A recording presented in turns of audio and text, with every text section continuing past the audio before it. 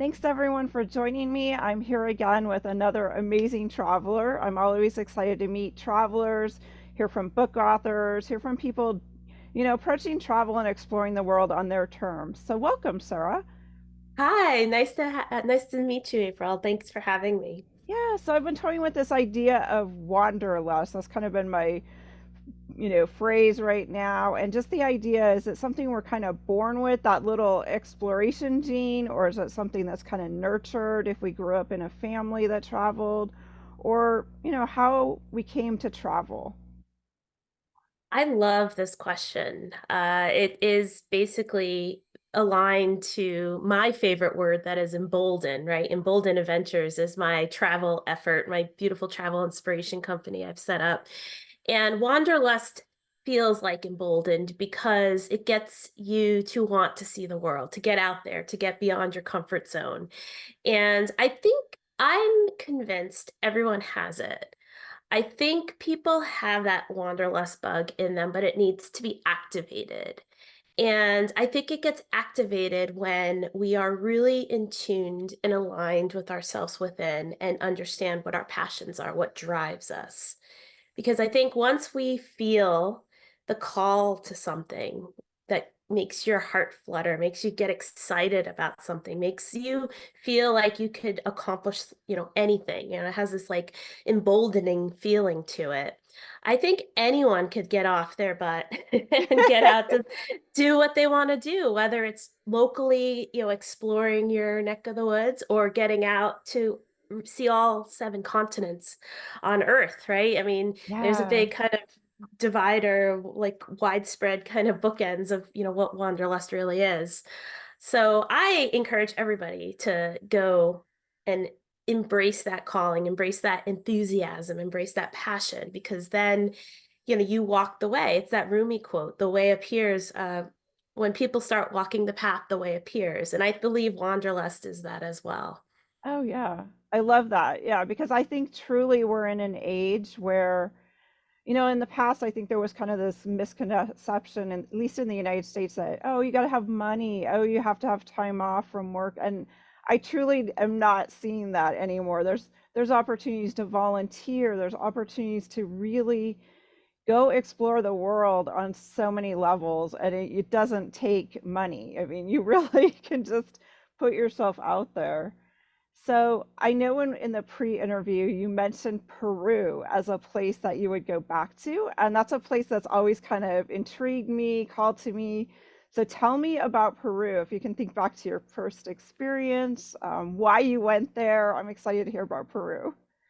Peru is a fantastic country. There's something very enigmatic about it, very mysterious, very beautiful, very ancient. And I've been to Peru now twice. I'm getting goosebumps now. Yeah. I love Peru. I love that whole area, Bolivia too.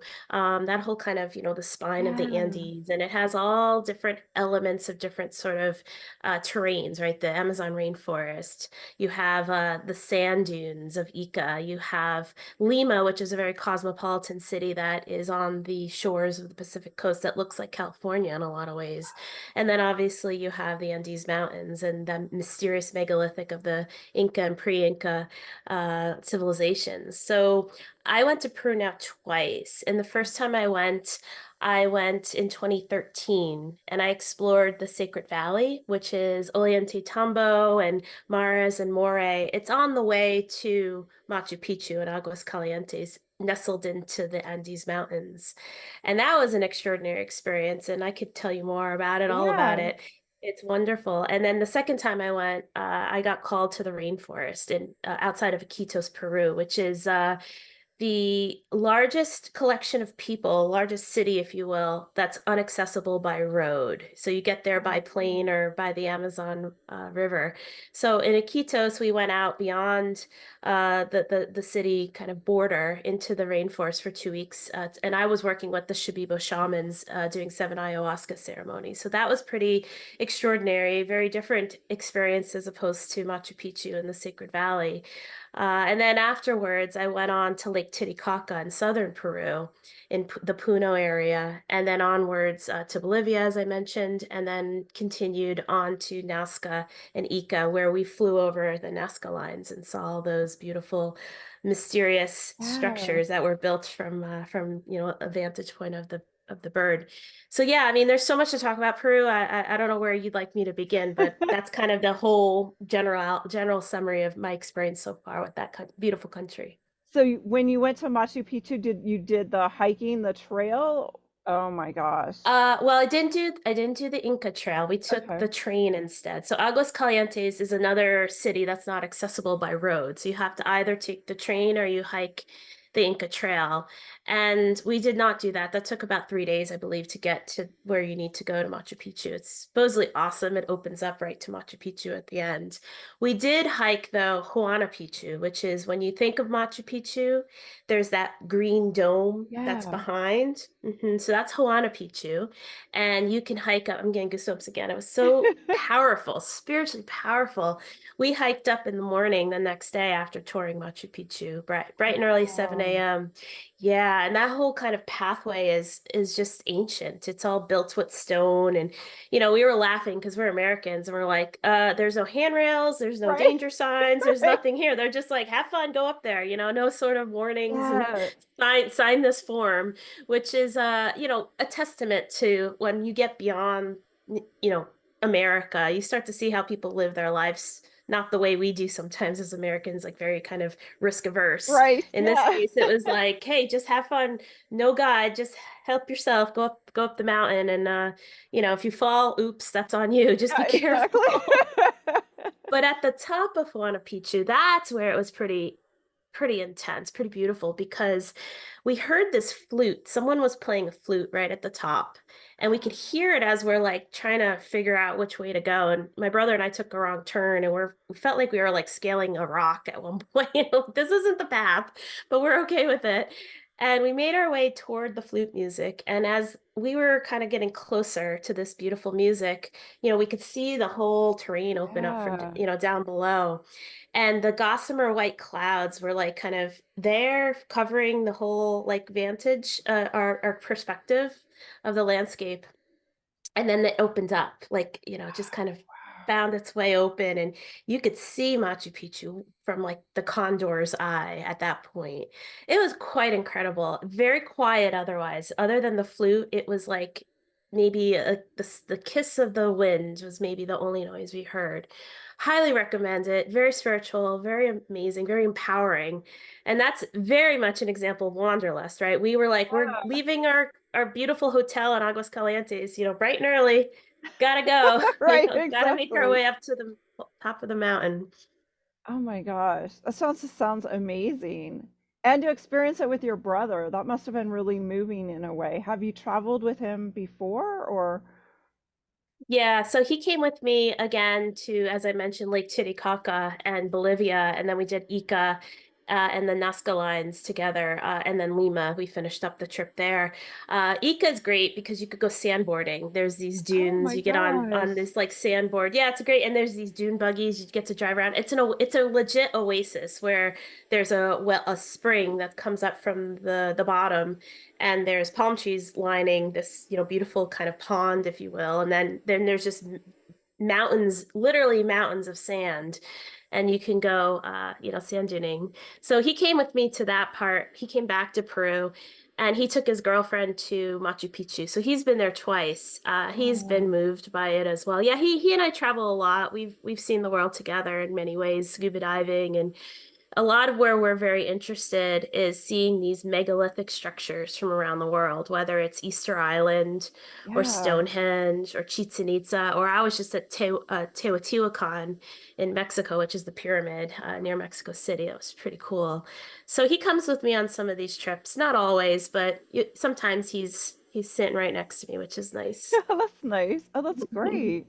So do you do all the planning or do you really, is that something you really get into? Because for me, it's like the planning is part of the experience and the excitement about going somewhere and exploring it. Yeah, I'm very analytical. My old world, I was in finance. I raised capital, I was on Wall Street. And so planning is very important to make sure your deal can get to the finish line and you can close the transaction, handling a lot of different, details of some sort of effort. And so it's in my blood to like make sure I'm organized, especially if I was traveling for work. I learned the tricks of the trade with my admin, my wonderful administrator who helped plan a lot of my business travel. And at the time, she'd print out an itinerary and she'd have my hotel information ready and everything else I needed to know. So it was just seamless to get to the airport and to, go on my merry way without any sort of hiccups. And those two kind of experiences combined has translated very well into traveling, planning for trips. I'm a master planner when it comes to this, and I've also learned that you have to have enough space for the magic to also happen for travel. It can't be completely like it has to be everything to plan to the second, and that sometimes makes some people very nervous when they see my itineraries. Oh my God, it's so ultra planned and I want some flexibility here. But the reality is when you plan, I know you said you're interested Yeah, in, and that's important.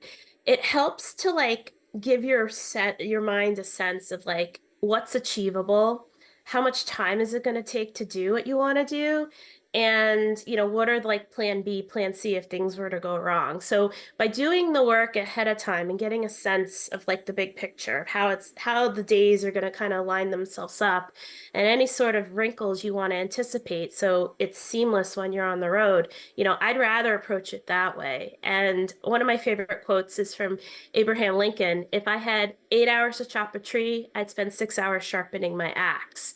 Because I've traveled now so more than, almost yeah, 20 years now. I've been to many, over 43 countries. I know when things can go wrong when you're on the road. And by planning, by thinking ahead, by, kind of risk mitigating as you would for a right. transaction, a deal on Wall Street, right? What can go wrong? How do I mitigate these risks? How could I think ahead? Insurance or any other sort of things that could help to support you if some Yeah, stumble was to happen. For me, like the planning is important because now once you're jet lagged, you're off the plane, you're kind yeah, of hungry, you don't know where to go. Everything's like pandemonium. Oh my God, I'm in this country. I don't know where I am. Your itinerary is your anchor. Okay, I got this. I know what hotel I'm going to. I know the address. I know the WhatsApp, phone number. I know where the ATM machine is to get some more cash currency. I kind of have my plan now, so I don't have to overthink and kind of panic while I'm in process of traveling and I'm not feeling my best, especially when you have lots of other people with you who yeah. rely on you, who aren't as expert as you are. You're the boss in this case. So it's like, okay, guys, we got this. Nothing to worry about, just a small blip. We figured it out. We know how to handle this. If not, now we feel like we could dedicate our kind of thinking, put our thinking caps on to kind of figure out how we get through this. So planning's very critical, and I can't say enough about it. It's very important. So you mentioned the books by Elizabeth Jenkins, and I wasn't quite familiar with the author, but I did look her up. So tell me, did those books inspire the trip to Peru, or just this curiosity for all of these mysterious, amazing places that are around the world?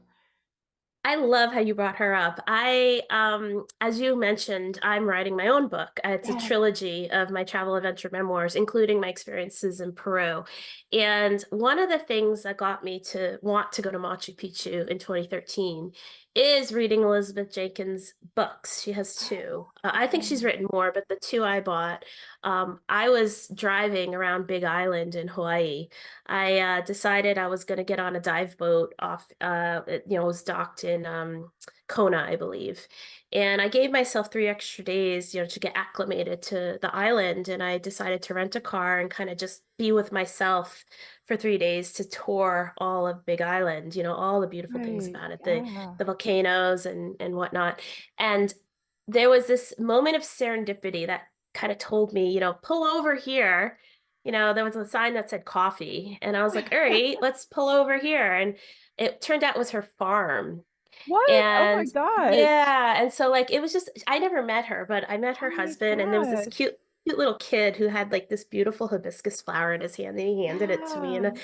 it was like one of those moments where it's like, welcome, we've called you. And Right. so I showed up and I bought two CDs that she sings music. She sings about like Tequila Island and Lake Titicaca and all these beautiful places Oh my around Peru. gosh. So I inserted the CDs into the car because my radio wasn't working. I was too far away at Oh this point, yeah. remote part of Hawaii. And I bought her books. And so what she writes about, she's again, I've never met her, but what I can gather is she's very spiritually connected with the wisdom keepers who speak the Quechuan language in the Andes Mountains. So Yeah. these are these shamans that you will meet in Peru. I mean, there's different shamans from different, lineages and different, areas of Peru, like the rainforest, for instance, very different from those in the Andes Mountains. And so her kind of ties are to these wisdom keepers, and she writes about her experiences with them up in 15,000 feet in elevation in the mountains with them, and being privy to a lot of their sacred practices. So she's singing with such heart about the love of her love of Peru, and she writes about all these ancient wisdoms through her lens. And so that big island experience, that 2013 experience in Hawaii, getting connected to the mana, the energy of Pele, which is the Yeah. volcano goddess, and really feeling called to Hawaii and really kind of understanding, what is this beautiful spiritual awakening. And it is the basis for the book I'm writing now, because that then I felt called to go to Machu Picchu, months later after coming back from Hawaii. And because Elizabeth, I listened to her CDs on repeat and I read her books, and I'm like, I love the megalithic. I'm really interested in the ancient civilizations. Yeah. Let's give it a shot. I think we were coming from the Galapagos. We had just did a dive boat experience in the Galapagos in Ecuador. So my brother and I tacked on Peru afterwards, and that's Oh why my we did gosh. Machu Picchu. Yeah, so I was like, I gotta go. Let's check this out. Yeah, and how, like you said, just how random you're driving along and see a sign for coffee, and it happens to be this woman. Yeah, it just like little, like I could just see little stones through the forest. Like you had no idea that that would Mhm. happen. No, and that's another example of many of Wanderlust, right? Like I'm gonna get in a Yeah. car, I'm just gonna drive, I'm gonna take it all in, the beautiful turquoise water of the ocean, it just Hawaii was so magical. It was just such an incredible experience, me and the mountain, me and the volcano, me and the energy, the mana. And that I talk about it in the beginning chapters of my book. I introduced this shaman, Miguel, who was our guide at Sacred Valley. He spoke to the Apu spirits in the Andes Mountains when we were in the Sacred Valley. He played his flute. He showed us all these like healing plants. And then he was also just showing us, the mysteries of Ollantaytambo, these massive monolithic Yeah. stones that are like precision cut and hundreds and hundreds of tons. And it's like how they bring them Yeah, here. it's What is this? yeah. It's hard for us to Yeah. understand or wrap our heads around. I know. The I fact, know, which is why travel's so important, because then you have these beautiful local, as you are, a local travel guide, and you could show and showcase and share, well, look here, look for yourself, make your own judgments. And so those two things, together, Hawaii and early, you know, 2013 in Peru are the basis first few chapters of my book that then gets me to go on this 5-week adventure. it's beautiful. That's so amazing. So I have to ask, when was the idea to write a book kind of born? When did you kind of decide? Because there's a lot of people that think, oh, someday I'll write a book, but to actually sit down and do it, that's a whole nother commitment. Yeah, I I had so I mentioned I worked quite a while, and 2022 I surrendered. I said that's it, I quit. I've lived in New York City for 20 plus years. I worked a really intense lifestyle in terms of like my career. Yeah. Renewable energy, Wall Street, investment banking, private equity, all that very, very intense, intense, intense for 20 years. And I hit a surrender point in January 2022 in my kitchen, of all places, my tiny little apartment in New York City. And I kind of hit the wall. I said, I can't do this anymore. I cannot do this anymore. And it was something so simple, but there are a lot of things that were leading up to, hence why I'm writing a trilogy. It's the full Yeah, story of like the right. start, the beginning, and the end. It's, awake and radiate, it's surrender and adventure, and then transform and reborn, which is the current, what I'm currently going through now. But I hit that wall. I said, I quit. I can't do this. I hit my wit's end. I can no longer put my time, effort, energy, my heart and soul into this lifestyle, this world, this existence. It's not working for me. And at that moment of saying, hey, I quit, I said, that's it. I'm writing a book. So that's Oh, how it came. Yeah. I've been writing a lot through Emboldened Adventures. It was my passion project that I'm turning and leveling up into, really in a yeah. great business here. And a lot of my writing has just been blogging. And anytime I'm on a travel trip, you see a journal in my hand. I have kept 30 plus travel journals for 20 plus years. Wow. So when I'm on a plane internationally, I'm not watching a video or whatever on the screen. I'm sitting with the flight map and my headphones listening to house music, and I'm scribbling away in my journals. And so I think it's a nice kind of next evolution of this experience that is my life. I've turned myself into an author, an international public speaker, and a travel storyteller. And so my first book is just close to being done. I'm very proud of where it's come from, where it's, what's come Yeah. out of me. It's like there's this muse that's just downloading the information and I'm typing it through. So I'm very proud of it. Yeah, that is fabulous. And I think that's an important thing you brought up, keeping the travel journals, because oftentimes people travel, go to these places, but there's a difference between kind of just collecting the sites or eating the food or walking the things. If you don't capture those experiences and those feelings at that moment, it's hard to like even 2 weeks after you get back from your trip, maybe you're back in your work world or whatever the world you left to go escape to. And now you're like, where did I go? What did I see? So, talk a That's little bit right. about the importance of journaling, when you started journaling, because I think it's a beautiful must do for people that really want to. Yeah, if you haven't started doing it, I really think people should do it. Yeah, it's old fashioned, pen and paper. I agree with you, April, because for me, the reason why I'm able to write this book so colorfully, so beautifully, so Right. with such detail, because a lot of the experience I'm trying to capture is a psychedelic experience. So how do I go in my mind, this Yeah. massive explosion of like, beautiful just wisdoms and different dimensions, and how do you put that into words? How do you evoke the passion in the heart of a reader to Right. believe me? And a lot of that is from journaling, because I would be in the rainforest, and then once I would wake up from the ceremony the night before, I would sit down and scribble, write it all down. And then what I was doing is I turned on the camera and I started talking into the camera Oh, smart. as it was real, I'm getting goosebumps again, as it was like kind Yeah. of reliving the moment. So if you go on Emboldened Adventures on my YouTube channel, you could see some of the old ayahuasca testimonials. I was like, here I am in in the rainforest, like I just literally woke up and here I am. So I took those transcripts from the YouTube videos and I took the journals that I wrote and I put it together onto Word, and now I've organized it and I'm letting it flow. It's very interesting because I thought I knew it one way, and as I'm like organizing it now and piecing it all together, like here's the piece from Hawaii, here's the piece from the first time I went to Peru, here's all these other sort of nuggets of wisdom that I'm now seeing. It's all interconnecting. That's Right. where the real beauty's coming. I'm getting goosebumps again. Real beauty's coming in because it's like, oh, I could see the bigger picture now. I look back, right? Soren Kierkegaard says, um, life is lived forward and understood backwards, right? And this is my now recollection in a more holistic and a detailed and a more fulfilling way of looking at it, understanding it, looking backwards. So with the help of journaling, with the help of chronicling, and that's what I do. I like to take a lot of pictures. I look back at those photos. I try to remember what I was thinking. I look at like the Yeah. different designs of, their outfits or whatever, and I try to put that into words to like create a more fulsome story.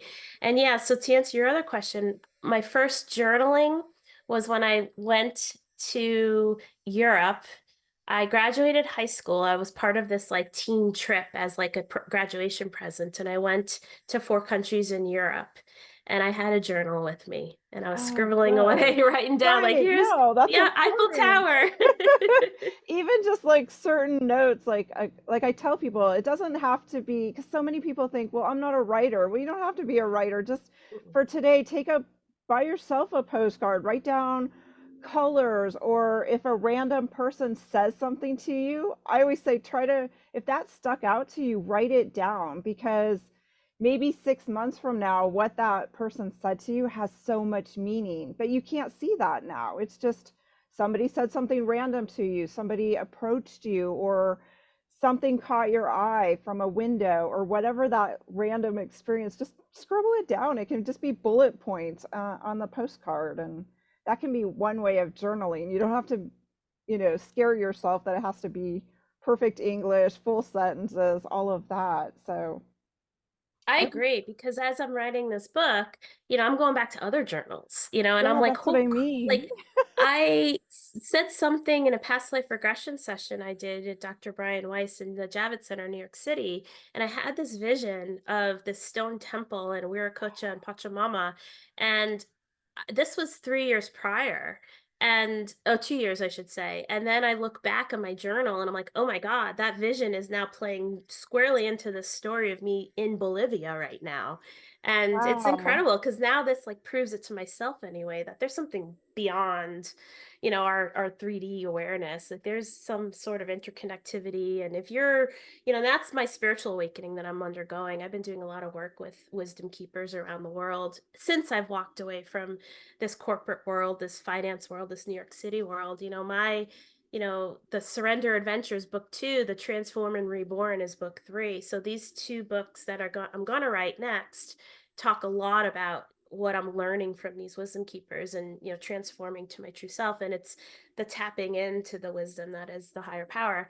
And I think a lot is understood when you travel because you do see cultures around the world, whether they're very ancient or even to Yeah. today, how they think about things, how they approach spirituality, how they have reverence for the land and for the wisdoms of the wild.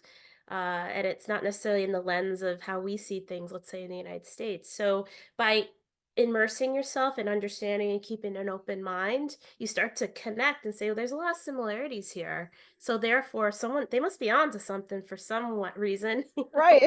and journaling can help you like look as a detective, like, oh my God, I remember about this 4 years ago in Japan, for instance, and now it makes more sense.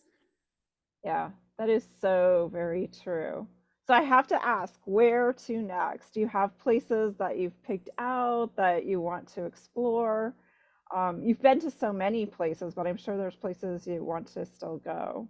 Oh, 100%. Right now, I'm in this transformation mode. So I'm kind of hunkered down, trying to get my foundation, established. And so I could launch, again to Yeah, where Emboldened Adventures will be going. So there isn't immediate plans. I was thinking maybe going to Switzerland this year, but I have a few other things I need to handle before I can adventure out there. But I would love to see Egypt. That's definitely on my list. I need to see ancient Egypt. And where else would I love to go? I mean, there's so many beautiful places around the world. Right now the world feels heavy and the world feels sad and the world feels very, I mean, not as for many yeah, reasons we know. So I just feel like maybe for me anyway, I'm not feeling the call to travel at the moment. I'm also feeling a call to like cocoon and hunker down and kind of just hold space, for this kind of darkness to clear. And so I'd yeah. like to get out and get on a plane again and be with, people from around the world because to me, like I truly believe that 95% of the people in this world are good people. They're hospitable, they're loving, they're kind-hearted.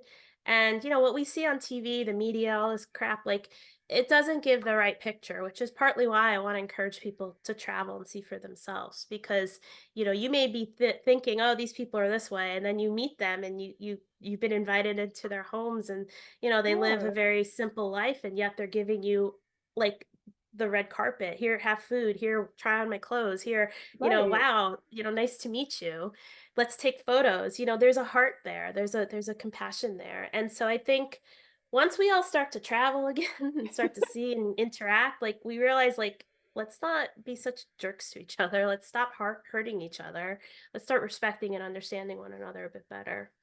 Yeah, that's my thing too, is it's so amazing to me when you do go and see and step out of your comfort zone and see how other people live, and they're so happy and joyful and full of love. And for us as complete strangers stepping into their world, they know that we're the ones that have more than they do. I mean, unfortunately, their eyes are being opened too through media and, accessibility that they didn't have in the past, but yet they still, there's this joy in their life, and it really calls to us to rethink where we're at, and if chasing the dollar or having the big house is truly, yeah, that we have so much I to mean, learn. I'm stepping away from a very lucrative career in a very fast-paced environment that is New York City, and basically shutting it all down, selling my apartment and everything because that doesn't serve me anymore. That sort of mentality isn't working for me anymore. And I think about it like what you were saying, we Americans don't open our homes to one another, right? Right. So are we even going to open our homes to like a traveler? No. I mean, that's just not what we do, and that's okay. I'm not saying we're wrong for it. It's just that's not what we do. But yet I was in Lake Titicaca, on the floating islands of Euros, and these beautiful people, are they aren't even part of the Peruvian government. They live in international waters, and they hardly make any money, yet they're like, come into our one tiny little grass built hut, try on my clothes, hold my baby. They had the Oh my biggest of gosh. smiles, and like the beautiful kind of artisan work that they do. One of the women is an embroiderer, and I bought a pillowcase of the Wiracocha, sun god, and that purchase gets them 6 months of solar panel power for their home.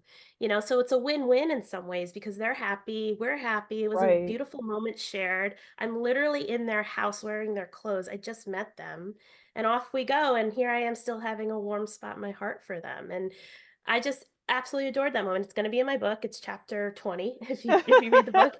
But that's an example. Like we Americans wouldn't do that. We wouldn't say, "Hey, come on in," and I Yeah. wouldn't do it because I live in New Right. York. Like, sometimes you gotta be careful who you let in the door in New York. Yeah. Oh, So, exactly.